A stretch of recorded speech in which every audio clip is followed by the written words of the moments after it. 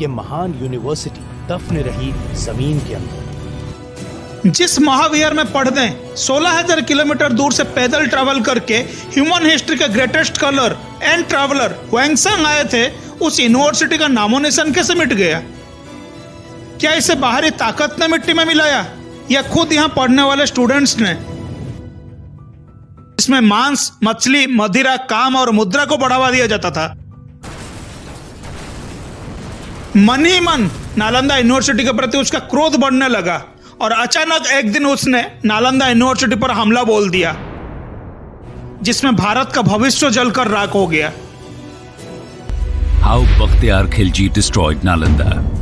नमस्कार दोस्तों, भारत में एक ऐसा यूनिवर्सिटी है जिसे स्वयं भगवान बुद्ध ने बनवाए थे, नालंदा यूनिवर्सिटी। यानी उस समय इसे नालंदा महाविहार कहा जाता था। ये दुनिया का सबसे बड़ी और रिनोड यूनिवर्सिटी हुआ करता था। जो सब्जेक्ट यहाँ पढ़ाए जाते थे वो दुनिया में और कहीं नहीं पढ़ाए जाते थे। उस जमाने में नालंदा यूनिवर्सिटी में 10,000 से भी ज्यादा स्टूडेंट्स पढ़ा करते थे और उन्हें पढ़ाने के लिए 2,000 से भी ज्यादा पंडित और आचार्य वहाँ मौजूद थे। यहाँ एस्ट्रोनॉमी की पढ़ाई होती थी, लॉजिक सिखाया जाता था और मेडिकल के साथ 108 से भी ज्यादा सब्जेक्ट्स अलग अलग लैंग्वेज में पढ़ाए जाते थे। जिस महाविहार में पढ़ने 16,000 किलोमीटर दूर से पैदल ट्रैवल करके ह्यूमन हिस्ट्री के ग्रेटेस्ट स्कॉलर एंड ट्रैवलर हुएंगसांग आए थे, उस यूनिवर्सिटी का नामो निशान कैसे मिट गया? इस गौरवशाली यूनिवर्सिटी का दर्दनाक इतिहास, जिसके बारे में आज के जनरेशन बहुत कम ही जानते हैं, और कैसे दुनिया को शांति का संदेश देने वाला ये महान यूनिवर्सिटी सदियों से जमीन के अंदर दफन हो गया। क्या इसे जलाकर नष्ट किया गया या ये शिकार हुआ पॉलिटिक्स का?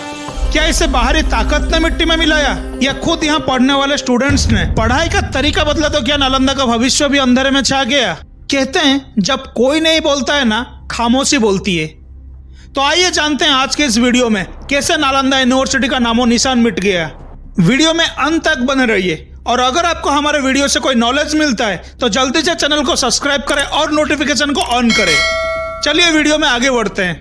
नालंदा महाविहार, जिसकी नींव रखी गई थी 5th सेंचुरी BC में during the time of Buddha, और इसे यूनिवर्सिटी की तरह डेवलप किया 5th सेंचुरी AD में गुप्त साम्राज्य के कुमारगुप्त ने। फिर 800 साल बाद साल 1811-12 बिहार के एक गांव में लोगों ने लोकल अथॉरिटीज को वहां से मिलने वाली बुद्धिस्ट मूर्तियां और रूइंस के बारे में बताया। स्कॉटिश फिजिसिस्ट फ्रांसिस हैमिल्टन जब सर्वे करने आए तो उनके पल्ले कुछ नहीं पड़ा कि ये रूइंस किसके हो सकते हैं। फिर साल 1847 में बंगाल 6 नेटिव इन्फेंट्री के ऑफिसर मकरम किट्टो आए। किट्टो एक आर्कियोलॉजिस्ट भी थे।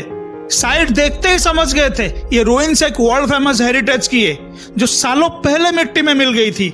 लेकिन कैसे, ये चीज उनके भी पल्ले नहीं पड़ी। फिर साल 1861 अलेक्जेंडर कनिंघम भी उसी जगह है जहां पहले हैमिल्टन और किट्टो आए थे। अलेक्जेंडर कनिंघम जो first director general of archaeological survey of India थे और उन्होंने ही साल 1861 में archaeological survey of India setup किए थे। वो नॉर्थ इंडिया के काफी सारे साइट्स विजिट करके उनके बारे में पता लगाया था और Nalanda university was one of them, और वो इंडियन हिस्ट्री का सबसे बड़ा अचीवमेंट था। लेकिन जिस जगह लॉर्ड बुद्धा का पैर पड़े हो और जिस यूनिवर्सिटी से नागार्जुना, डिग्नागा और धर्मकीर्ति जैसे महान स्कॉलर पढ़ के निकले थे, उसका वजूद ही मिट गया। कैसे? भगवान बुद्ध के समय से लोग मानते हैं कि नालंदा यूनिवर्सिटी का अस्तित्व था। उस समय इस एरिया को पावारिका के नाम से जाना जाता था। ये यूनिवर्सिटी जो आज पूरी तरह खंडर की तरह दिख रहा है, इसे कुमारगुप्त ने इस्टेब्लिश किया था। उसके बाद हर्षवर्धन और कई डायनेस्टी ने इसे सपोर्ट किया था। 7th सेंचुरी में काफी ग्रो कर लिया था, महाविहार का नाम ले लिया था, मतलब यूनिवर्सिटी बन गया था। जब नालंदा ग्रो कर रही थी उस वक्त राजा ने करीब 200 गांव दान दिए थे यूनिवर्सिटी को। इसका मतलब उस गांव से जो भी अनाज और राजस्व आती थी उसे यूनिवर्सिटी को चलाने में मदद मिलता था। लेकिन वक्त ने इसे कुछ और ही रूप दिखाने वाला था। इस यूनिवर्सिटी का भविष्य बदलने वाला था। नालंदा यूनिवर्सिटी का नाम दुनिया भर में मशहूर हो गया था, जो शायद कुछ राज्य के राजाओं को यह पसंद नहीं आया, और इस पर पहला हमला अल्चेन हुनो ने किया था।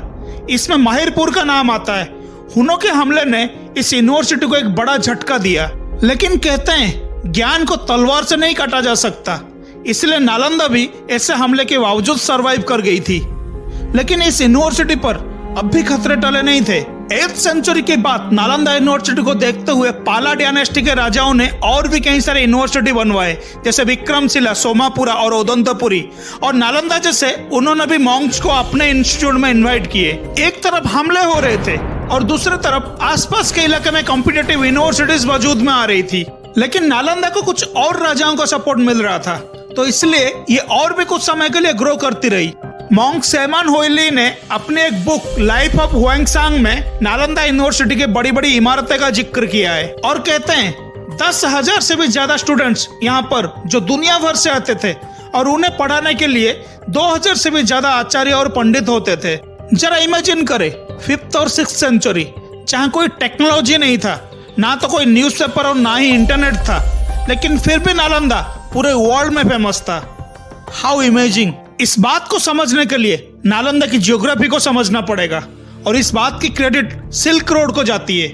नालंदा जो राजगीर के आउटर एरिया में मौजूद है और राजगीर में सिल्क रोड के जरिए चाइना, सेंट्रल एशिया और साउथ ईस्ट एशिया में जो भी लोग थे वो ट्रेडिंग के लिए यहाँ आया करते थे और इसी से नालंदा की एडवर्टीजमेंट दुनिया भर में हुई। तो ये सवाल यहाँ उठ रहा है कि जिस नालंदा महाविहार किसी जमाने में जो दुनिया भर के स्टूडेंट्स को ज्ञान का मार्ग दिखा रहा था, खुद खंडहर में कैसे बदल गया। और ये भी कहा जाता है आर्कियोलॉजिकल सर्वे ऑफ इंडिया ने आज तक जो साइट का पता लगाया वो पूरे यूनिवर्सिटी का सिर्फ 10% हिस्सा है।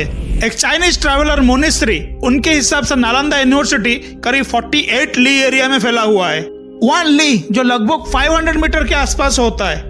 48 ली को अगर हम कैलकुलेट करें तो ये कम से कम 20 किलोमीटर होता है। इसका मतलब नालंदा यूनिवर्सिटी का एक बहुत बड़ा हिस्सा अभी भी अनएक्सप्लोर्ड है और हो सकता है वो राज भी उसी जमीन के अंदर कहीं छुपे हो। कहा जाता है नालंदा में लाखों की संख्या में पांडुलिपियां थी, जिसे मनुस्क्रिप्ट कहते हैं। पढ़ाए जाने वाले बुक्स थे, मंत्र थे और भी कई सारे रिसर्च पेपर्स वहां मौजूद थे। कहते हैं यहाँ पर 3 लाइब्रेरी हुआ करता था, रत्न रंजक, रत्न दधी और रत्न सागर। और ये तीनों लाइब्रेरी जिस जगह रहता था उस जगह का नाम था धर्मगंज।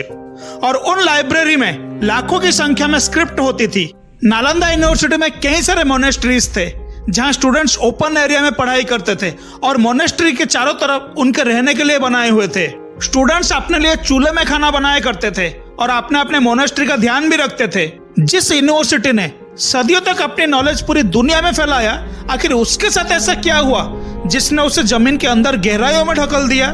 नालंदा यूनिवर्सिटी की बर्बादी के पीछे आखिर कौन था, आइए जानते हैं। बताया जा रहा है इस यूनिवर्सिटी की बर्बादी के पीछे कई कारण शामिल है।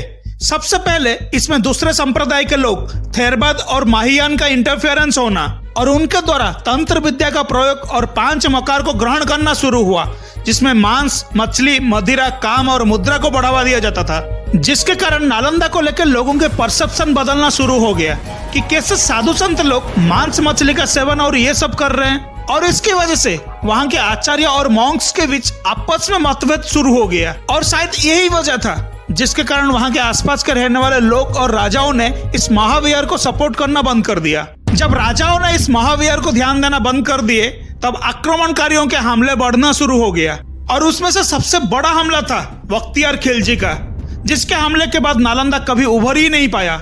आखिर ऐसा कौन सा वजह था जो खिलजी यूनिवर्सिटी जैसे विद्या के मंदिर को अपना निशाना बना रहा था? आइए जानते हैं। एक समय की बात है जब बख्तियार खिलजी जैसे क्रूर और लुटेरे की तबीयत खराब हो गई। किसी गंभीर बीमारी ने उसे जकड़ लिया था।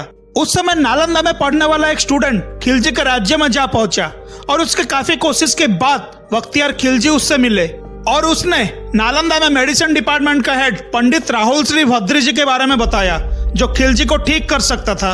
लेकिन खिलजी ने एक कंडीशन रखा था कि उसका ट्रीटमेंट में किसी भी प्रकार का भारतीय पद्धति का इस्तेमाल नहीं होगा, क्योंकि ये काफिरों के द्वारा बनाई गई है। कुछ समय बाद पंडित राहुल श्री भद्री एक कुरान की किताब लेकर खिलजी के पास गए और उन्हें सलाह दी कि रोज इसे पढ़ने से वो ठीक हो जाएंगे। उसके बाद खिलजी कई दिनों तक कुरान पढ़ता रहा और उसने महसूस किया कि उसकी तबीयत ठीक हो चुकी है। और उसके बाद उसने पता लगाया कि वो कैसे ठीक हो गया और उसे पता चला कि पंडित राहुल श्री भद्री ने कुरान के हर एक पेज में दवाई का लेप लगा दिया था और उन्हें पता था कि खिलजी पढ़ते समय हाथ पर थूक लगाता है। इस प्रोसेस से बॉडी में दवा का असर शुरू हुआ और वो ठीक हो गया। उसके तुरंत बाद बख्तियार खिलजी को यह बात सहन नहीं हुआ कि उसके पास इतना हकीम थे और उनके दवा से वो ठीक नहीं हुआ, लेकिन एक काफिर की दवा से वो ठीक हो गया। और उसके हाकिम से ज्यादा ज्ञान उस पंडित में कैसे है? मन ही मन नालंदा यूनिवर्सिटी के प्रति उसका क्रोध बढ़ने लगा और अचानक एक दिन उसने नालंदा यूनिवर्सिटी पर हमला बोल दिया। और बख्तियार खिलजी का वो क्रूर हमला जिसे कहते हुए भी रोंगटे खड़े हो जाते हैं। उसने हजारों आचार्य और लगभग सारे स्टूडेंट्स को पल भर में मार गिराया। विद्या के मंदिर में चारों तरफ खून की नदियां बहा दिया। जितना भी लाइब्रेरी था खिलजी उन सबको आग लगा दी, जिसमें भारत का भविष्य जलकर राख हो गया। नालंदा यूनिवर्सिटी का वो नरसंहार आज भी इतिहास में सबसे दर्दनाक खूनी खेल में लिखा जाता है, जिससे नालंदा कभी उभर ना सका। राख, धूल और मिट्टी के साथ नालंदा जमीन में हमेशा के लिए दफन हो गया। दोस्तों, उम्मीद है ये वीडियो आपको पसंद आया होगा। जल्दी से लाइक बटन प्रेस कर दीजिए और नालंदा के सर्वनाश के लिए वजह आपके हिसाब से क्या है हमें नीचे कमेंट करके बताइए। और जल्दी से हमारे चैनल को सब्सक्राइब करें, बेल आइकन के ऊपर क्लिक करके नोटिफिकेशन को ऑन करें। Thank you for watching our video. अगले हफ्ते फिर मिलेंगे कुछ नए जानकारी के साथ। नमस्कार।